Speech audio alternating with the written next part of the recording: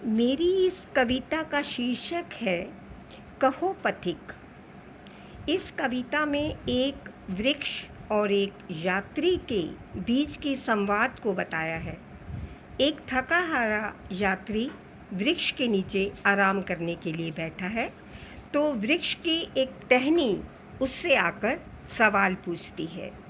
लहराती सी वृक्ष की डाली, लहराती सी वृक्ष की डाली, बैठे पथिक से यूं बोली, थके बैठे हो तुम तो ऐसे, क्या जीवन का मग चले अकेले। लहराती सी वृक्ष की डाली, बैठे पथिक से यूं बोली, थके बैठे हो तुम तो ऐसे, क्या जीवन का मग चले अकेले। पथिक श्रांत हुआ बैठा था, पथिक श्रांत हुआ बैठा था, दुख बांटूं ये सोच रहा था। निर्लिप्त नयन उठाकर बोला, निर्लिप्त नयन उठाकर बोला, ये जीवन का सफ़र अलबेला। तुम कैसे इसे समझ पाओगे, द्वंद्वहीन तुम खड़े हुए हो। तुम कैसे इसे समझ पाओगे, द्वंद्वहीन तुम खड़े हुए हो।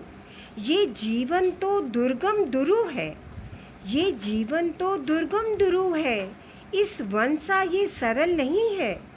विरक्त तुम इस वन में बड़े हुए हो, तुमने सुना है निर्मल कूजन, तुमने सुना है निर्मल कूजन, छल कपट का यहाँ नहीं छाजन।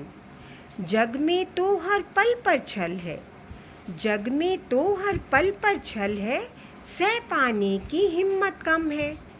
तुम तो हो बड़े बलशाली, जड़ें धरा पर गहरी जमाली।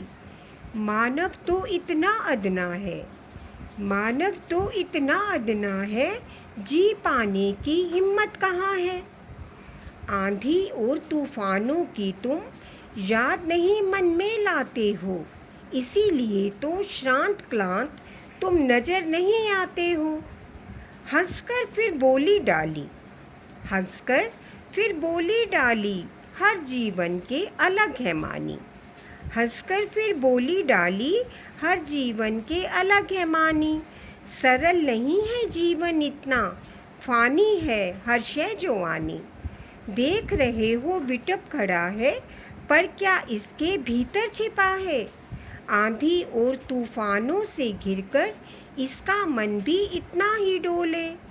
कहर जब जब मानव बरसाए, या प्रलय बनकर जल आ जाए, इसकी पीड़ा मन में रह जाए, जान कहाँ कोई इसको पाए।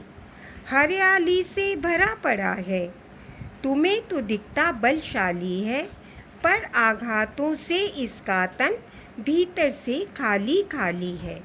हरियाली से भरा पड़ा है, तुम्हें तो दिखता बलशाली है, पर आघातों से इसका भी तन भीतर से खाली खाली है। लहराती सी वृक्ष की डाली, बैठे पथिक से यूं बोली, थके बैठे हो तुम तो ऐसे, मग जीवन का चले अकेले। थके बैठे हो तुम तो ऐसे, क्या जीवन का मग चले अकेले, क्या जीवन का मग चले अकेले।